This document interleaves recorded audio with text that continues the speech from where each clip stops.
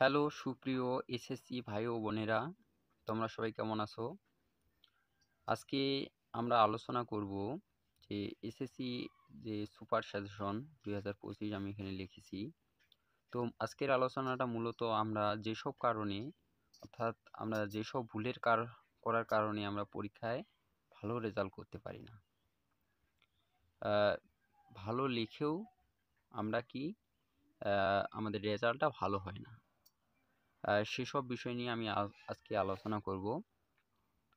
তো এখানে আমি লিখেছি যে যেসব ভুল করার কারণে পরীক্ষার ভালো রেজাল্ট করতে পারি না।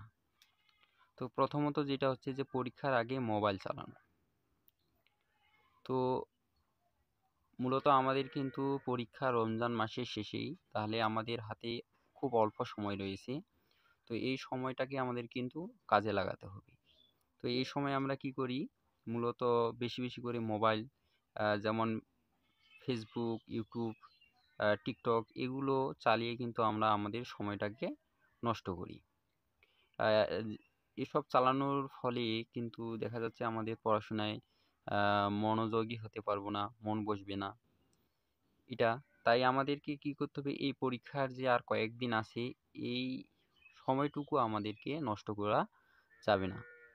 এই সময়টুকু আমাদেরকে কি করতে হবে, মূলত পড়াশোনা করতে হবে, ভালো করে রিভিশন দিতে হবে।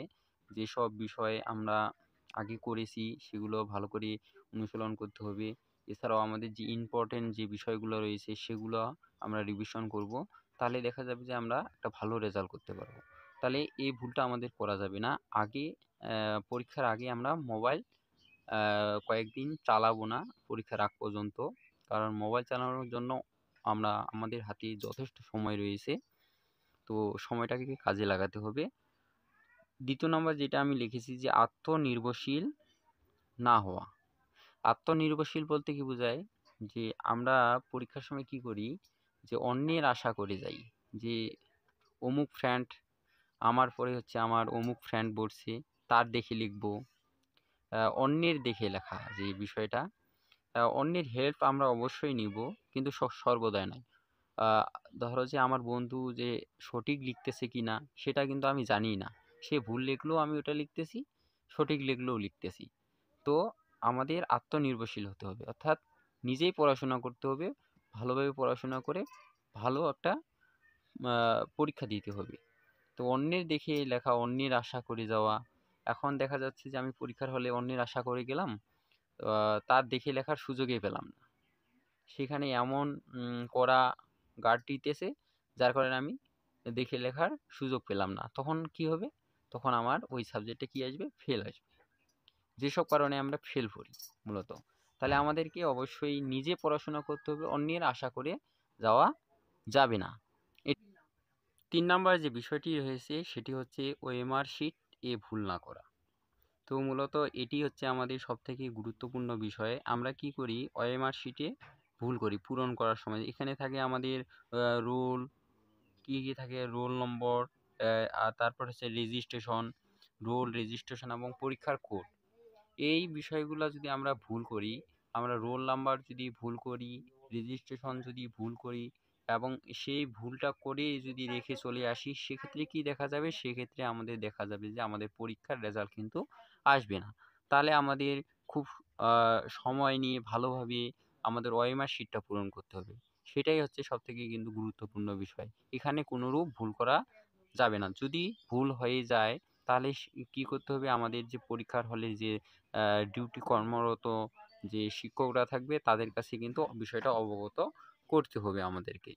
তো এটা গেল। 4 নাম্বার হচ্ছে আমাদের সময় মেনটেন না করা। আসলে আমরা আমাদের পরীক্ষাটা যে হয় মূলত হচ্ছে তোমার 2 ঘন্টা, 2.5 ঘন্টা, তার মোট 3 ঘন্টা ওখানে আমাদের এমসিকিউর জন্য থাকে। তো এই সময়টা আমরা কি করতে পারি না, মেনটেন করতে পারি না, যে আমরা আমাদের মোট 11টি যে প্রশ্ন লিখতে হয়, কোনটার জন্য আমি কতটুকু সময় রাখবো সেটা কিন্তু আমরা মেনটেন করি না। যার কারণে কিন্তু আমরা পুরো প্রশ্নের অ্যান্সার করতে পারি না। এক্ষেত্রে আমাদেরকে কি করতে হবে, অবশ্যই আমাকে সময়টা মেনটেন করতে হবে। সেটা আগেই আমাকে পরিকল্পনা করতে হবে যে আমি কোন প্রশ্নে কতটুকু টাইম দিব, ক বিভাগের জন্য কতটুকু দিব, খ বিভাগের জন্য কতটুকু দিব, গ বিভাগে কতটুকু সময় ব্যয় করব, বা কোন প্রশ্নে কতটুকু সময় দিব, দিলে আমাদের পুরো যে প্রশ্নপত্রটা রয়েছে সেটা আমি কমপ্লিট করতে পারবো। তো এগুলো আমরা আসলে ভাবি না, যার কারণে আমরা কিন্তু সময়টা মেনটেন করতে পারি না। এটাও কিন্তু খুবই একটা গুরুত্বপূর্ণ বিষয়। তারপরে রয়েছে আমাদের যে ধারাবাহিকভাবে উত্তরপত্রে উত্তর না লেখা। ধারাবাহিকভাবে যদি আমরা উত্তর না লিখি, ধারাবাহিকভাবে বলতে এখানে কি বোঝায়, যে ধরো যে আমাদের যে সৃজনশীলগুলো রয়েছে সেখানে আমরা ১ নাম্বার সৃজনশীলে আমরা ক, খ, গ, ঘ ৪ টা প্রশ্ন যে থাকে, তো মূলত আমরা ২ টি প্রশ্নের অ্যান্সার দিলাম, গ এবং ঘ এর কিন্তু অ্যান্সার আমরা দেইনি। সেক্ষেত্রে আমরা কি করব? সেক্ষেত্রে ওটা যদি আমরা অন্যখানে কোথাও লিখি, অন্যখানে যদি লিখি, ধারাবাহিকতাটা যদি আমরা ঠিক না রাখি, সেক্ষেত্রে আমাদের যারা আমাদের এই প্রশ্ন মানে আমাদের খাতাটা কাটবে, তারা কিন্তু আমাদেরকে ভালো একটা নাম্বার দিবে না। এছাড়াও আমাদেরকে যে প্রশ্নের অ্যান্সারটা আমরা সবথেকে ভালোভাবে দিতে পারবো, সেই প্রশ্নটা আমাদেরকে ধারাবাহিকভাবে ১ম থেকে ১ম এর দিকে লিখতে হবে। এতে কি হয়, যারা আমাদের পরীক্ষা কাটবে, খাতা কাটবে, তারা কিন্তু আমাদের উপর একটা তার পজিটিভ চিন্তাভাবনা চলে আসে যে সে একজন ভালো স্টুডেন্ট। আর অবশ্যই কিন্তু হাতের লেখা ভালো করতে হবে। পরিষ্কার করে লিখতে হবে, কাটাকাটি করা যাবে না। যদি কাটাকাটি হয়ে যায় একটানে আমাদেরকে, এটা যদি আমার ভুল হয়ে যায় একটানে আমাকে কেটে দিতে হবে। আমরা এইভাবে এরকম করি, তাহলে কিন্তু আমাদের খাতাটা খুব খারাপ দেখায়, এবং সুন্দরভাবে লিখতে হবে। প্রশ্ন গুছিয়ে গাছিয়ে সুন্দরভাবে লিখতে হবে। তো উম এতক্ষণ ভিডিওটি দেখার জন্য অসংখ্য ধন্যবাদ। ভিডিওটি ভালো লাগলে অবশ্যই লাইক, কমেন্ট এবং শেয়ার করবা। ধন্যবাদ।